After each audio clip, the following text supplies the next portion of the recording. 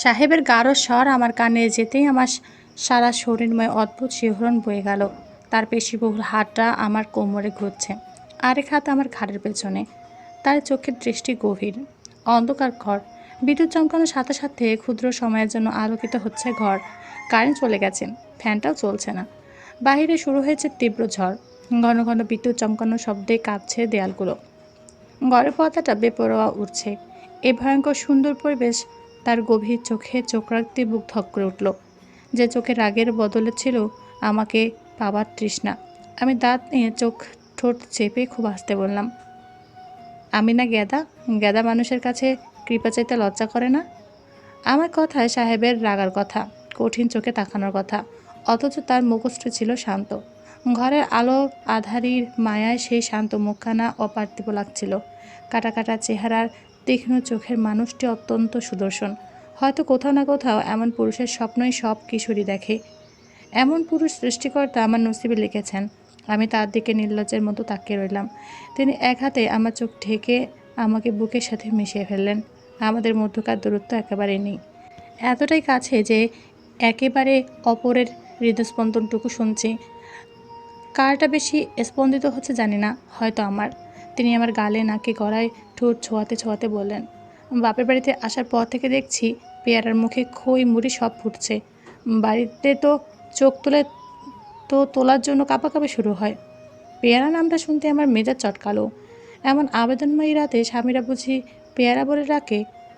আমি তাকে ধাক্কা দিয়ে সরানোর ব্যথার চেষ্টা করলাম। তিনি এক বিন্দু সরলেন না, শুধু আমার চোখে থেকে হাত সরিয়ে নিলেন।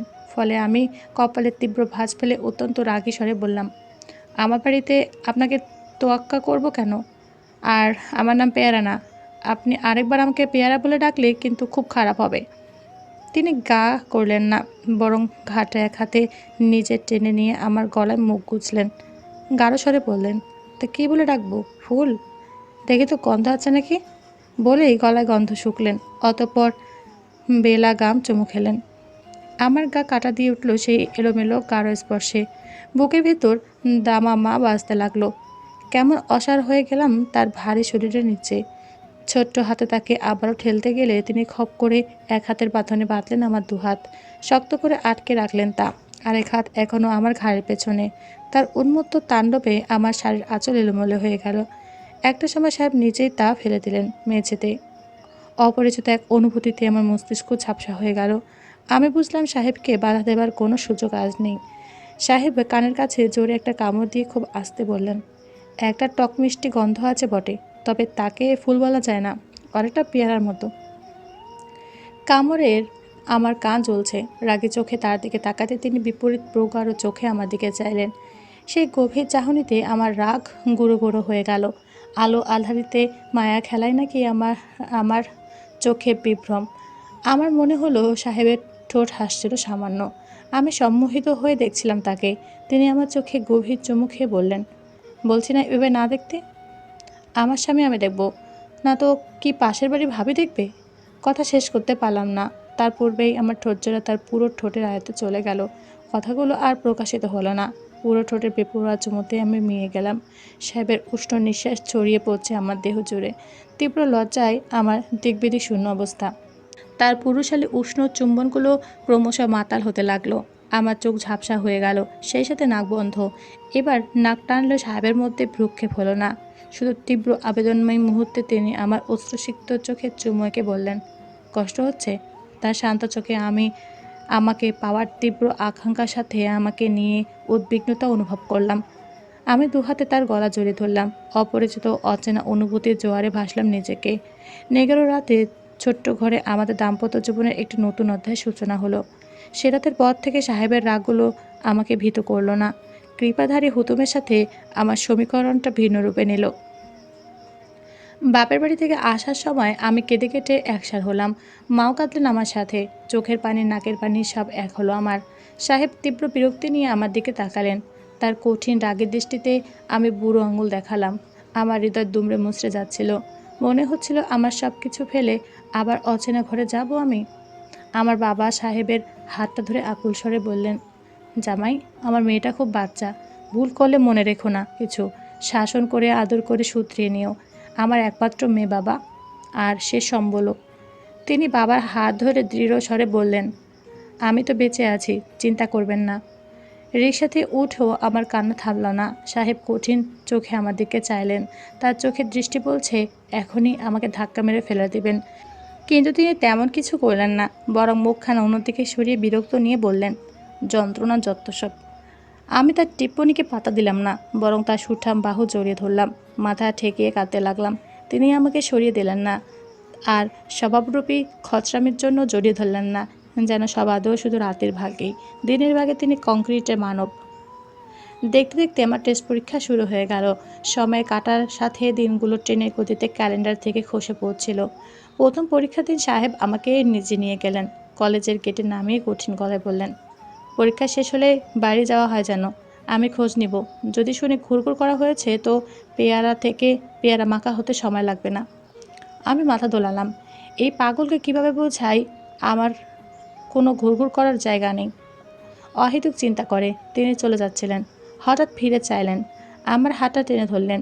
অনামিকা আঙ্গুলের দিকে কিছু সময় তাকিয়ে কড়া স্বরে আদেশ করলেন, কোনো ছেলে যদি আজে বাজে প্রস্তাব দেয় তাহলে কৃপা করে আঙ্গুলটা দেখিয়ে দিলে ভালো হয়।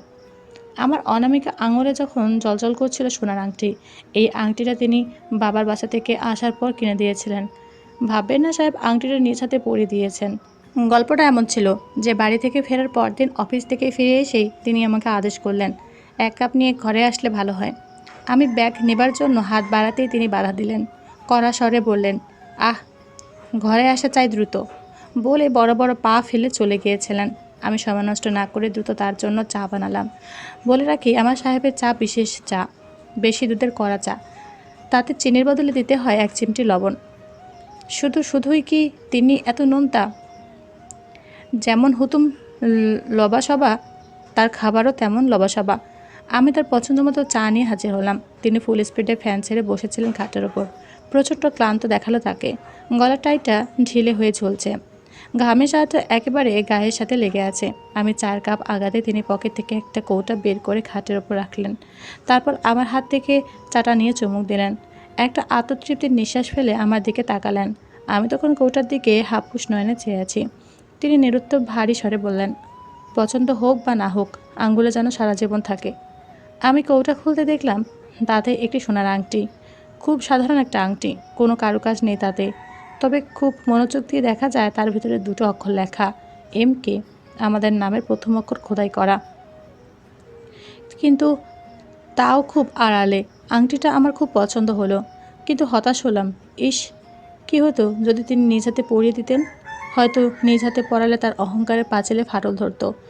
তবে তখন না বুঝলো, আমার আর সন্দেহ রইল না যে তিনি এই আংটির মাধ্যমে একেবারে আমার উপর নিজের সিলমোহর মেরে দিয়েছেন।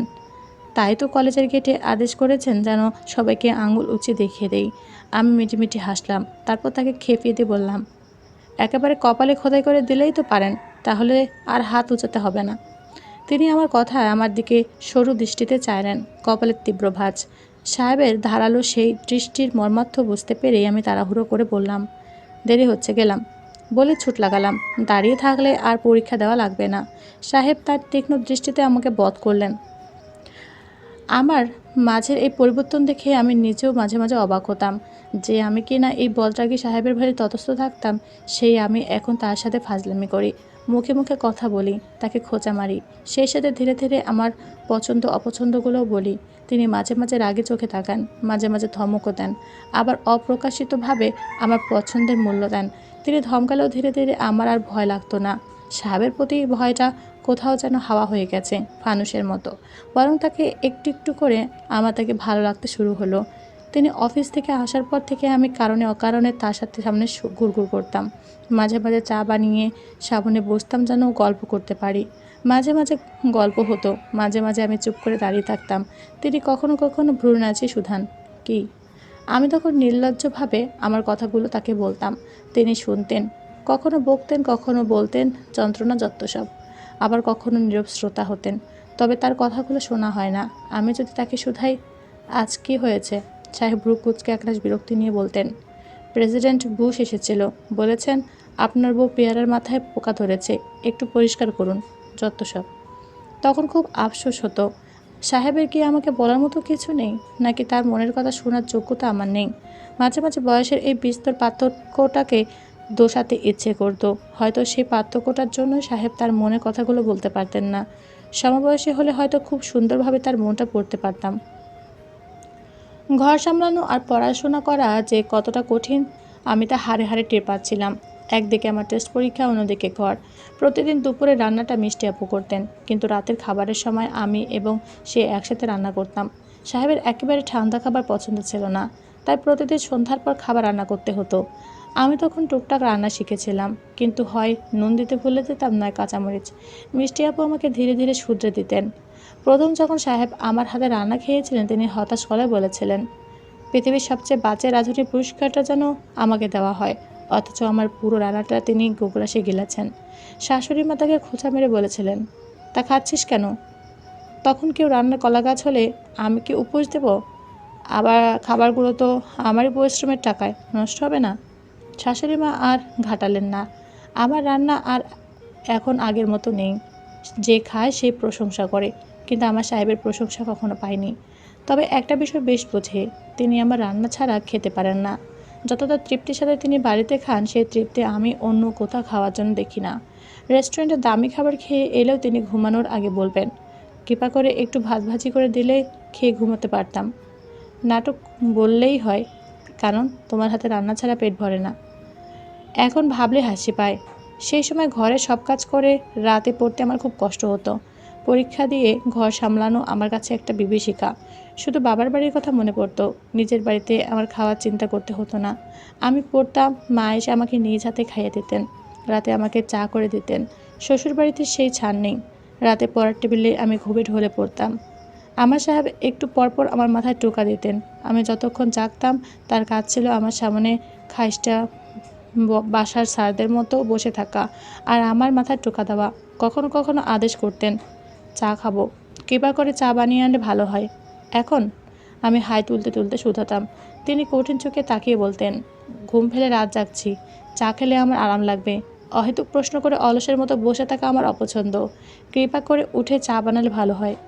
যেন আমি মাথা দিব্যে দিয়েছি রাত জাগতে। অসহ্য লোক, দয়ামায়াহীন কংক্রিট। আমি রেগে মেগে টেবিল ছাড়তাম, অনীহা দিয়ে চা বানাতাম। এক কাপ তার জন্য আর এক কাপ আমার জন্য। চা বানানোর তালে আমার ঘুম কেটে যেত। চা খেয়ে আবার পড়তে বসতাম।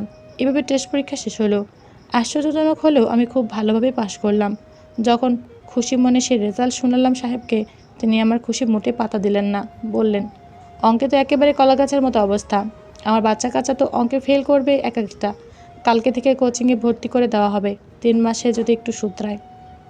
হায়ের মাধ্যমে কঠিন লাগে তাই একটু খারাপ হয়েছিল, কিন্তু বাকিগুলো তো ভালো করেছি, তার প্রশংসা করা যায় না? কৃপাদারি হুতুম একটা, যন্ত্রণা চত্ব সব। অঙ্ক কোচিংয়ে যেতাম বিকেলে। কলেজ থেকে এসে খেয়ে সব গুছিয়ে আমি বের হতাম পড়তে। একটা রিক্সা ঠিক করা ছিল। ওই সময় সাহেব থাকতেন অফিসে। আমি একা একা কোথাও যাব তার অপছন্দ।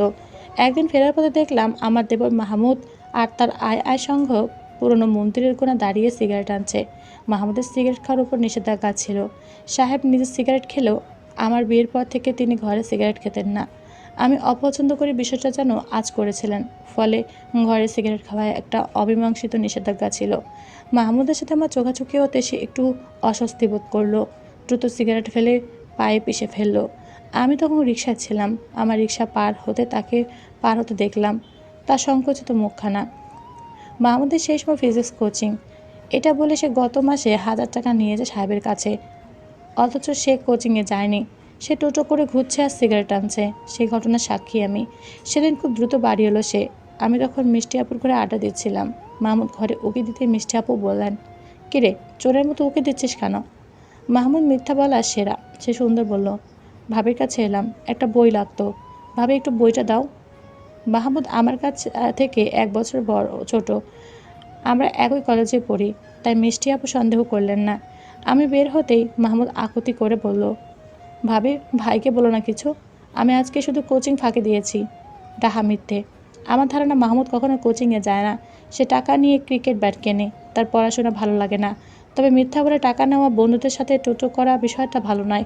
সাহেব দিনরাত পরিশ্রম করেন শুধু আমাদের ভালো রাখার জন্য। আমাকে না বললেও আমি জানি তিনি পারতে রিক্সা চড়েন না, প্রতিদিন বাসে চড়ে অফিসে যান, টাকা বাঁচান, যেন আরও 4টে প্রাণী আরামে থাকি। আমি বিয়ের পর থেকে সাহেবকে নিজের জন্য কিছু কিনতে দেখিনি, অথচ আমাদের কিছু লাগলে তিনি কার্পণ্য করেন না। তাই সেই মানুষটিকে আমার ঠকাতে মন মানল না। আমি কঠিন স্বরে বললাম, আমি তাকে মিথ্যা বলতে পারি না। মিথ্যা বলার কি দরকার? তুমি বলবেই না। আমি কথা দিচ্ছি আমি আর এমন করব না। ভাইকে তুমি চেনো না, আমার চামড়া তুলে লবণ লাগিয়ে শুটকি মাছ করে দিবে। এবারের জন্য তুমি সামলে নাও প্লিজ। তুমি ওনাকে ঠকাচ্ছ কেন? উনি জানতে পেলে কষ্ট পাবেন, আর আমি জেনেও তাকে জানাইনি, জানলে আরও রাগ করবেন। বললাম তো এই শেষবার, প্লিজ ভাবি, আমাকে ভাই মেরে ফেলবে। ভাইয়ের রাগ তুমি দেখোনি। মাহমুদের কথা আমার বিশ্বাস হচ্ছিল না। কৃপাদারি হুতুম রাগী, কিন্তু সেই রাগের সীমা আমার জানা ছিল না। তবুও মাহমুদের ভীত সন্তুষ্ট মুখ দেখে বাধ্য হয়ে বিষয়টা চেপে গেলাম। সতর্ক করলাম, এই যেন শেষ হয়। কিন্তু আমি চাপিয়ে রাখলে বিষয়টা চাপা রইল না। একদিন 6টার দিকে ঘরে চলে এলেন সাহেব। মাহমুদ তখনও ফেরেনি।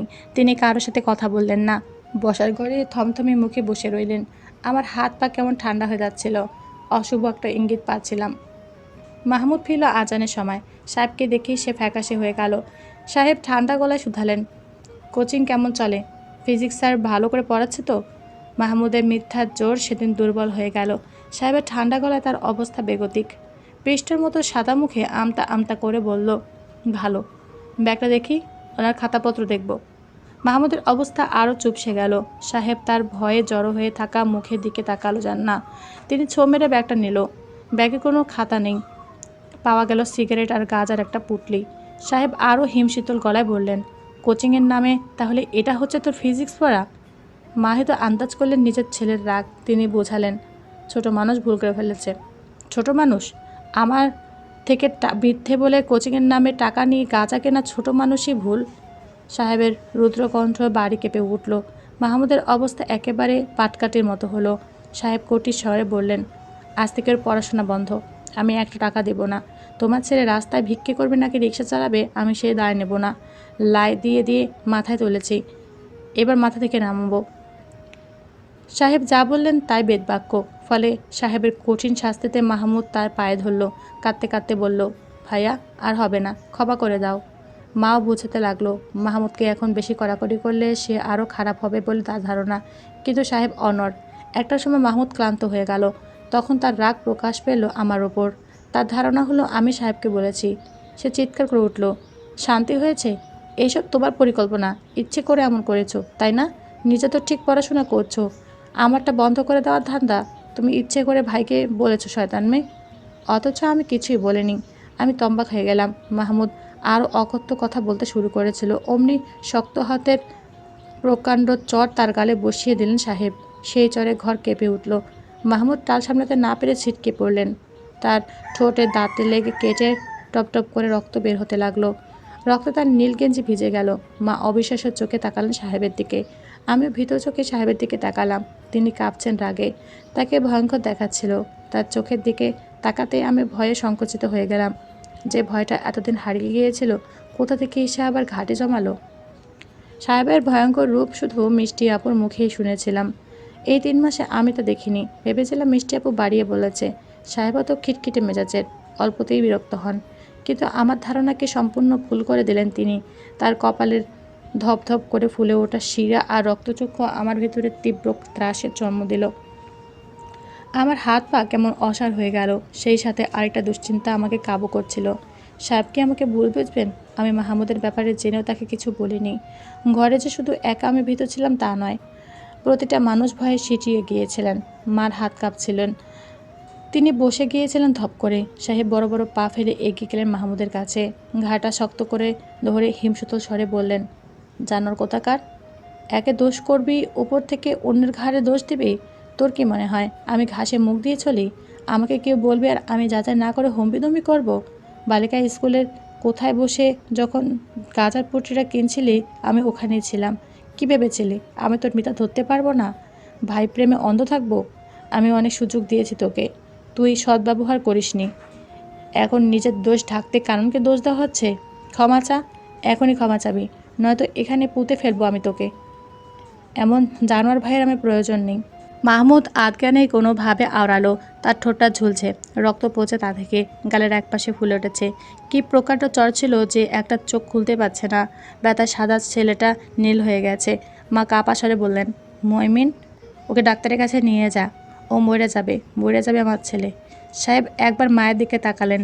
রক্তচক্ষুতে কোথাও যেন হতাশাও লক্ষ্য করলাম আমি। ওই মুহূর্তে সাহেবকে খুব পাষণ্ড মনে হচ্ছিল।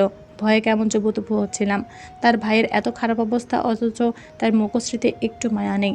এত ভয়ঙ্কর লোক আমার স্বামী, কিন্তু আজ জানি উনি সেদিন করা না হলে আজ মাহমুদ ভেসে যেত। আজ সে বাংলাদেশ আর্মির কর্নেল, ভাইয়ের একনিষ্ঠ ভক্ত, বিয়ে করেছে, দুটো মেয়ে আছে। ভাগ্যিস সাহেব শক্ত হাতে তার রশি ধরেছিলেন, সেজন্যই আমার খুব আফসোস হয়। আমি তার সমবয়সী হলে হয়তো আমাদের মধ্যে এতটা ভুল বোঝাবুঝি হতোই না। সে কেন করেছে এই ব্যাপারগুলো ঠিকই বুঝতে পারতাম। মাহমুদকে নিজেই হাসপাতালে নিয়ে গিয়েছিলেন সাহেব। তার ঠোঁটে 3টে সেলাই লেগেছিল। রাতে ভীমজ্বর। হাসপাতালে ভর্তি করাতে হলো। সাহেব একাই ওখানে ছিলেন। আমি মিষ্টি আপুর ঘরে ঘাপটি মেরে বসে রইলাম। তার মুখ ফ্যাকাশে, গলা শুকিয়ে আসছে বারে বারে। মিষ্টি আপু আমার দিকে তাকাচ্ছিলেন। তার হয়তো মনে হচ্ছে যা ঘটেছে আমার জন্য। তিনি একটা দীর্ঘশ্বাস ফেলে বললেন, সেদিন আমি মিথ্যে বলেছিলাম, তোমার উপর দোষ দিয়েছিলাম।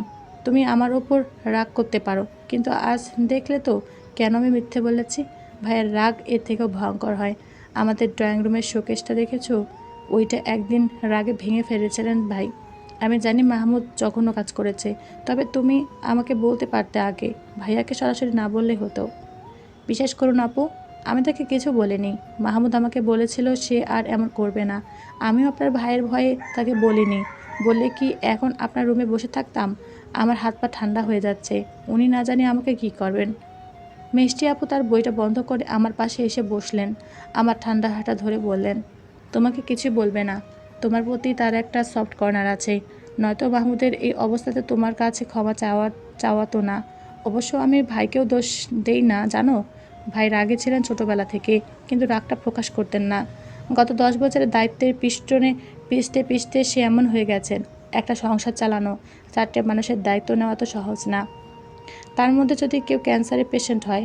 ভাইয়া যখন অনার্সের 3য় বর্ষে আমার বাবার কন্টিনেন্টালে ক্যান্সার ধরা পড়ে। যদিও সেটা প্রথম স্টেজ ছিল, কিন্তু আমাদের মাথায় আকাশ ভেঙে পড়ে। বাবার ছোট চাকরি ছিল, তাতে 3টা ছেলে মেয়ের ভরণ পোষণ। যা অর্থ জমতো বাড়িতে জমি কিনতেন। হাতে জমানো কিছু ছিল যা তার চিকিৎসাতেই শেষ হয়ে গিয়েছিল। আমার বয়স 12, মাহমুদের 7। এই বাড়িটা আমার দাদার বানানো। তাই আমাদের মাথা গোঁজার কোনো চিন্তা না থাকলেও ক্যান্সারের মতো মরণভেদী রোগের সাথে লড়াই করার মতো পর্যাপ্ত অর্থ ছিল না। ভাইয়া তখন চাকরি করে না, মাঝে মাঝে টিউশনি পড়াতো। তাতে তার হাত খরচ চলে যায়, কিন্তু ঘর না। মা তাই সিদ্ধান্ত নিল বাড়ি বন্ধক রাখবেন। বাড়ি বন্ধকের টাকা দিয়ে বাবার অপারেশন করানো হলো, রেডিওথেরাপি দেওয়া হলো। আল্লাহর রহমতে বাবা ক্যান্সার মুক্ত হলেন, কিন্তু দেনার বিশাল পাহাড় নেমে এলো ভাইয়ের ওপর। ক্যান্সারের জন্য বাবা অফিস করতে পারেননি, ফলে তার চাকরিটা চলে যায়। বাবার চাকরি চলে যাওয়া বিপদের পাহাড় নেমে এলো। তাই ভাইয়া পড়াশোনার পাশে পাশে পার্ট টাইম জব করতো, যেন ঘর চলতে পারে। সকালে বের হতো আর রাতে ফিরতো সে। বাবার ঔষধপত্র, আমাদের স্কুলের খরচ, আমাদের খাওয়া খরচ সব মিলিয়ে কেমন যেন একটা হিমশিম খেয়ে যেত। তাও কাউকে বলতো না, বলার মতো কেউ ছিলও না। কাকে বলবে? আমরা তো ছোট। আর মাকে বলবে? আরও জ্বালা তাতে। বাবা অসুস্থ হওয়ার পর থেকে মা যেন কেমন অস্থির অস্থির সবের হয়ে গেলেন। বাড়ি বন্ধকে সুদ বাড়তে থাকলো। ভাইয়া খাবি খেলো এই চড়া সুদে। তাই বাবা যা জমি বাড়ি কিনেছিলেন সব বেচে বাড়ির কিস্তি দেওয়া হতো। তাও অনেক দেনা ছিল। ভাইয়া সব একা হাতে সামলাতো। বাবা অসহায়ের মতো ভাইয়াকে দেখতো। ভাইয়া কারোর সাথে কথা বলতো না। এত চাপে যে কেউ নিয়ন্ত্রণ হারা হবে। ভাইয়ের অবস্থা তেমন হয়েছিল। রেগে যেত, ধমকাতো। কোনো কিছু তার মতো না হলে তার মেজাজ তিরিক্ষি হয়ে যেত। পৃথিবীর প্রতি ছিল চরম বিরক্ত। আমরাও তার রাগকে ভয় পেতাম।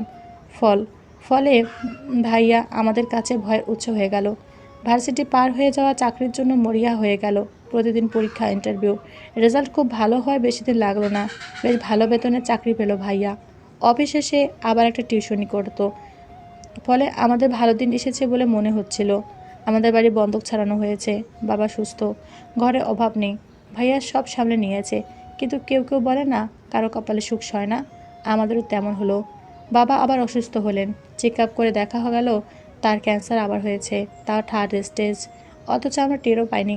অবস্থা শুধু খারাপ থেকে খারাপের দিকে যাচ্ছিল। খেতে পারতো না, প্রায়ই সে হাসপাতালে ছুটতে হতো। কেমো দিতে দিতে শরীরটা নেতিয়ে গিয়েছিল। প্রায় একটা বছর মৃত্যুর সাথে লড়াই করেছে বাবা, সেই সাথে ভাইয়াও লড়েছে, সব কিছুর সাথে। আমরা থেকেও নেই। বাবা যত্ন করতে করতে মাও অসুস্থ। ভাইয়ার পাশে দাঁড়ানোর মতো কেউ ছিল না। সে যে একদণ্ড কারোর সাথে কথা বলবে সেই সুযোগ নেই। আমি দেখতাম ভাইয়া রাতে ঘুমাতো না, সিগারেট খেত আর পায়চারি করতো। মাঝে মাঝে শূন্যে তাকিয়ে থাকতো, কিছু যেন খুঁজতো। যেন ভাবে ভাইয়া অনেক চেষ্টা করেছিল, কিন্তু বাবার শরীর আর এই লড়াই নিতে পারলো না। বাবা তখন মারা গেলেন। আমি ইন্টার পরীক্ষার্থী, মাহমুদ এইটে পড়ে। মা হুট করে অসুস্থ হয়ে পড়লেন। ভাইয়া সব একা সামলারও।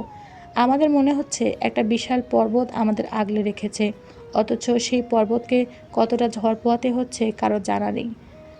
বাবার মৃত্যুতে আমি ভাইয়াকে কাঁদতে দেখিনি। সে শুধু শুষ্ক চোখে তাকিয়েছিল বাবার লাশের দিকে। তাকে খুব ক্লান্ত লাগছিল। পরদিন থেকে আবার আগের জীবন। এভাবে 4টে বছর কেটেছে। আমাদের ঘরের কর্তা ভাইয়া, তাই ভাইয়া রাগারাগি করাটা আমরা মেনে নিয়েছি। আমার কি মনে হয় ভাইয়া ক্লান্ত আমাদের পালতে পালতে, তাই যখন তোমার সম্বন্ধ এলো সে মুখের উপর না করে দিল, কারণ সে আরেকটা মানুষকে পালতে পারবে না। এই দায়িত্বের বোঝা তাকে নির্জীব করে দিচ্ছে। তুমি চিন্তা করো, অসুস্থ মা, একটা শিয়ানা বোন, ছোট ভাই, সবাইকে দেখে রাখা, তাদেরকে পিতৃস্নেহে বড় করা কি কম কষ্ট? হয়তো এই জন্য আজ ভাইয়া এত রেগেছেন। তুমি যদি আমাকেও একটু বলতে, আমি মাহমুদকে সাবধান করতাম। মিষ্টি আপু একটা দীর্ঘশ্বাস ফেললেন। আমার চোখ ভিজে গেছে। মানুষের রাগগুলো যেন তখন খুব যৌক্তিক লাগছিল। আমার মনে হচ্ছিল ওনাকে যদি জড়িয়ে ধরে বলতে পারতাম, যখন ক্লান্ত লাগবে, মনে হবে পৃথিবীটা খুব অসহ্য, আপনি আমার উপর রাগ ঝাড়বেন, তাও নিজেকে কষ্ট দেবেন না।